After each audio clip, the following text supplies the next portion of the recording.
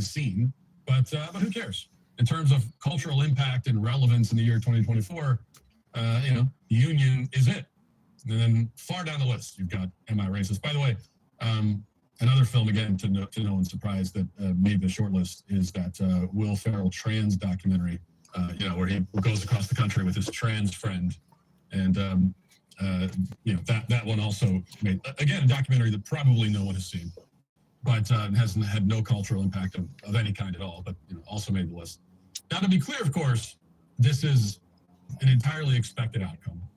No one here has been out of shape, in shock and horror, because the Academy isn't celebrating us. We didn't make the movie in order to seek validation from left-wing activists in Hollywood, and it's no surprise that we didn't get it. I mean, if we wanted to make a movie that would be accepted by Hollywood, we would not have made that movie of all movies. Two things can be true at the same time. This snub can be completely predictable and unsurprising, while also being still objectively outrageous and totally discrediting for the Academy Awards. If a conservative can make a documentary that crushes every other film in its genre that year and beats every film in its genre in the past 6 or 7 years, and yet still not even crack top 15 by the Academy standards, that means that conservatives are simply excluded from having their work recognized by Hollywood. There's no other way to interpret it. Again, not a surprise, but very discrediting. Now, granted, box office totals and audience reception don't necessarily mean that a film is awards worthy. It'd be easy to point out that, superhero films always, or at least until recently always, make billions of dollars and achieve high audience scores. Does that mean that Spider-Man should win the award for Best Picture? No, not in my opinion. However, if there was a short list for Best Picture, if they whittled it down to the top 15, then yes, you would expect the highest grossing film of the year to at least be in the running for consideration. But more to the point, documentaries are a different animal entirely. It's very easy for a big budget superhero film from a major studio to earn a lot of money. It's basically guaranteed. On the other hand, it is extremely difficult to create a documentary that makes even $1 million at the box office, let alone 12 million. And that's proven by the fact that our film is in the top 35 all time. I mean, among all documentaries that have ever been made, top 35 for domestic box office totals. What that means is that in the nonfiction category, it is very, very challenging to tell a story and explore an issue in a way that a large audience finds compelling and interesting. But that is, after all, the whole point of a documentary. If your documentary doesn't connect with people, then by definition, it cannot be good and should not be in the running to win any award. If it does not connect with the audience, it has failed to do the one thing that it must do in order to qualify as artistically successful. So the performance of our film, both in theaters and on our platform, proves that we succeeded not just financially, but artistically. We explored an issue and told a story in a compelling and interesting way, which means, yes, at a bare minimum, we should be in the running for a nomination. By all rights, we should get the nomination and win. But none of those things happen because of politics. And whether you want to admit it or not, I mean, that does have larger ramifications for our culture. It affects the kinds of films and shows that Hollywood produces. More importantly, it affects what our children see as well. But Disney is relenting, as I mentioned earlier, but only to a point. This is very much an ongoing fight because, one thing I've learned, maybe the main thing I've learned after getting into filmmaking is that the left believes that it owns the art of filmmaking. Not just that it owns Hollywood, which it does, but that it owns filmmaking itself as an art form. So any conservative who makes a film in any genre is an intruder, is a usurper showing up in a place where he doesn't belong. That's the way they see it. So the truth is that the success of our films, and by the way, both of our films, both documentaries, are easily the most watched and influential documentaries of the decade. We have the top 2 in this decade. And there's really no dispute. I don't think anything else is even close to in the running. But that actually makes it less likely that they'll be recognized by critics or awards. Our success is an affront to them. They hate us for it. They feel personally insulted by it. If this snub tells us anything, it's that we're angering all the right people. And unfortunately for the esteemed Academy documentary branch members, all they've accomplished this week is guaranteeing that we're not going to stop. We'll be back with Matt Walsh Show in just a minute. Don't go anywhere.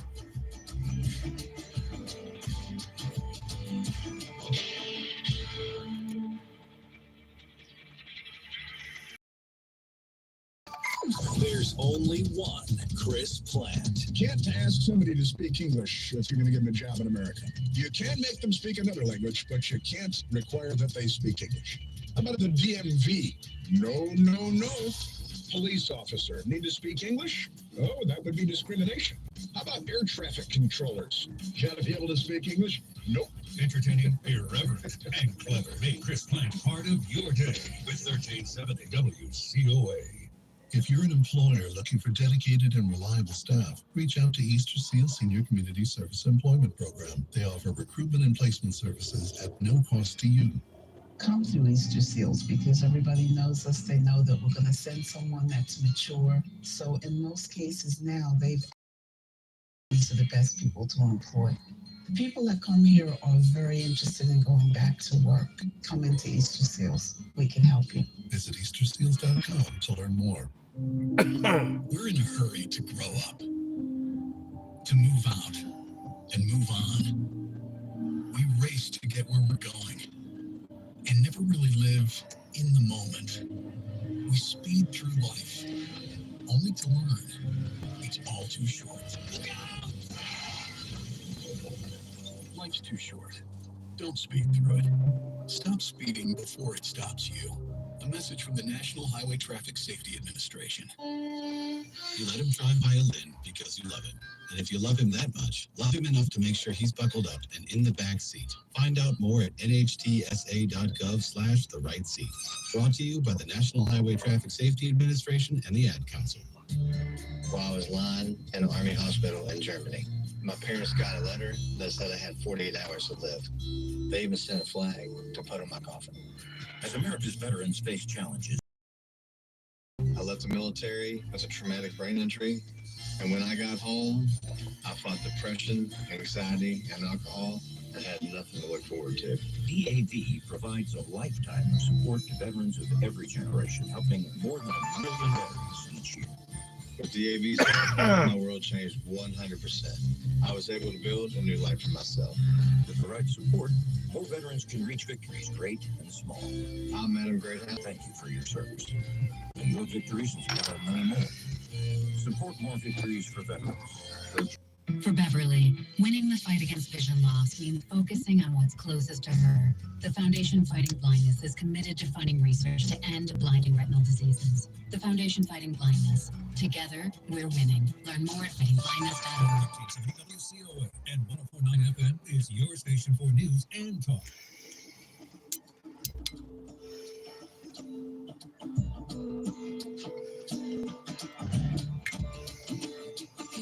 Welcome back to the Matt Walsh Show. I want to mention this story too. This is from a few days ago at this point, and I missed it while I was away, which by the way, a lot of you in the audience were upset that I disappeared without explanation. And I also disappeared right when this drone stuff was going on. So you might have thought I'm on some kind of mission related to the drones. But that was not the case. Actually, I left because of my we had a surprise party for my dad's 70th birthday. And the problem is my dad listens to the show, so I couldn't tell you guys that I was taking off a few days because then he'd be suspicious. So for the sake of preserving the surprise, I had to spring this on you without notice. These are the moral quandaries that one faces while attempting to pull off a surprise party. But anyway, which we did pull off, by the way. He was impressed. So this happened late last week, and I have to say a few things about it. You've probably already seen the clip. We'll play it anyway. This is Crystal Mangum, who's the accuser in the Duke lacrosse case, admitting in a podcast last week that she made up that rape claim almost 20 years ago. Now, I think it was in 2006. So almost 20 years ago, it was all made up, and she finally admitted it. Let's watch the clip. And who believed in me.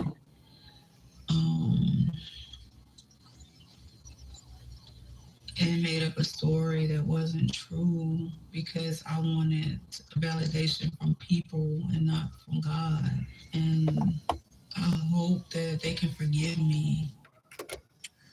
So she made it all up. We already knew that she made it up. Any honest and intelligent person knew that. Knew it at the time. It was always obviously a lie, and now she's admitting to it 20 years later, apologizing, hopes that they can forgive her. All she did was completely ruin the lives of 3 young men. All she did was have these young men, or try to have them thrown in prison for decades. All she did was, tear the country apart over a lie that she made up. And now she wants to be forgiven. Forgiven with zero accountability, zero consequences, zero punishment. It's just obscene. Like, and imagine the reverse of this, okay? Imagine a man raped a woman and got away with it, and then 20 years later said, yes, I raped her, I'm sorry, that was wrong, I hope she can forgive me.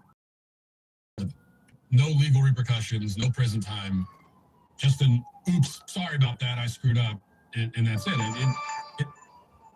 The apology almost makes it worse at that point, because there's no accountability. It almost makes it worse, because it just makes the lack of consequence all the more glaring and ghastly. And this comparison works because, as I've said many times, falsely accusing someone of rape is just as evil as rape itself. These are two sides of the same coin, essentially. The false rape accusation is basically the female version of rape. An evil pervert man who gets off on imposing himself on women becomes a rapist. An evil pervert woman who gets off on imposing herself on men often becomes a false rape accuser. And the trauma suffered by the rape victim and the false rape accusation victim is very similar, equally severe, equally devastating. And, you know, when you say things like that, people will accuse you of downplaying the severity of rape. But if you interpret it that way, it's just because this is not downplaying the severity of rape. You are downplaying the severity of falsely accusing someone. Okay, the point here is not to diminish the severity of rape, but to take this other thing and make a point about how significant that is. This is on the same level. We're not bringing this down a level. It's this other thing. We're bringing it up, making sure that it's on the correct level, bringing it up a level in terms of explaining the severity of it. I mean, when we say ruin the life of someone, that is what you are doing. You are ruining their life.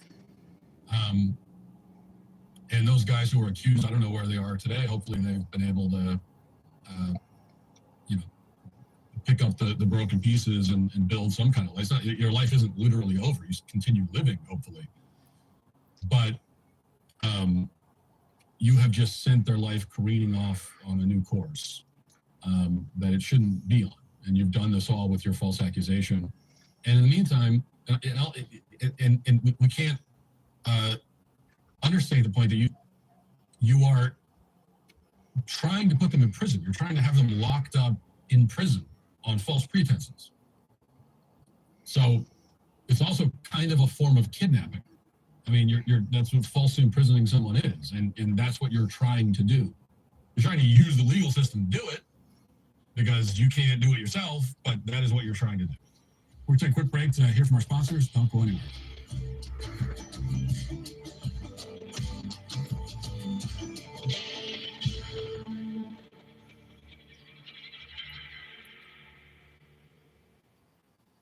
WCOA, since 1926, bringing Pensacola local news and talk. It will tell me everything that I need to know about it. Depend on it. News Talk 1370 AM and 104.9 FM. WCOA. I'm Jessica Ettinger, CNBC. A bloodbath on Wall Street today. The Fed cut interest rates this afternoon by another 0.25 percentage point as expected, but stocks tanked because the Fed is now forecasting fewer rate cuts coming next year. Investors did not want to hear that. So many rate cuts are baked into stocks. The Dow's losing streak is now its longest since 1974 and 10 days. The Dow fell 1,123 points, 2.5%.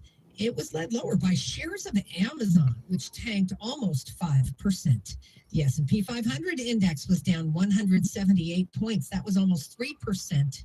And the NASDAQ plunged 716 points today, down 3.5%. Only a handful of companies hit record highs today, including Visa. Jessica Ettinger, CNBC.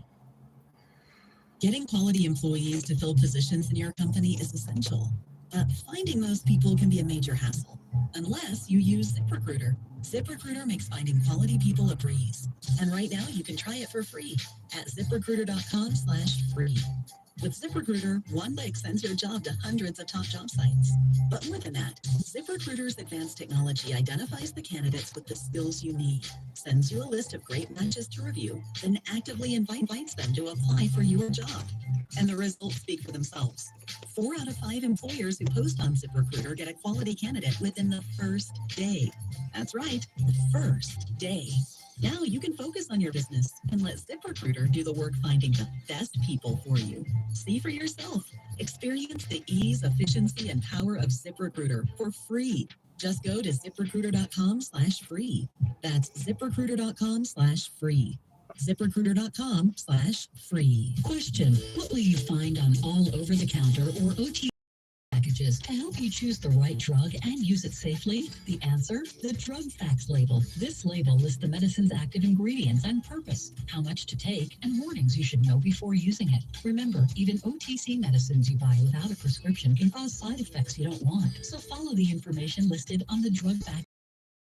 Visit fda.gov/drug facts label. A message from the Food and Drug Administration. A message from the National Police Association. It used to be that any able-bodied person would offer to assist a police officer in danger. Passers-by are more likely to take a video. There's a better use for your phone when an officer's in trouble. Call 911. Tell the operator where you are and what you see. Then start your video to provide evidence later. To learn and assist law enforcement, visit nationalpolice.org. That's nationalpolice.org. The future depends on teachers. Every day, teachers are shaping our tomorrows, starting their students on journeys that will change the course of history.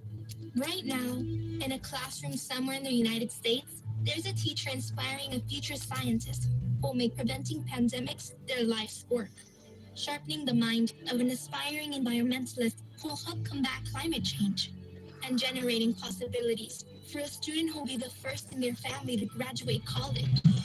It all starts with teachers who meet challenges with creativity, who reinvent education for the future, who work towards a school system that lifts up every child, regardless of race, zip code, and to enable the full potential of our students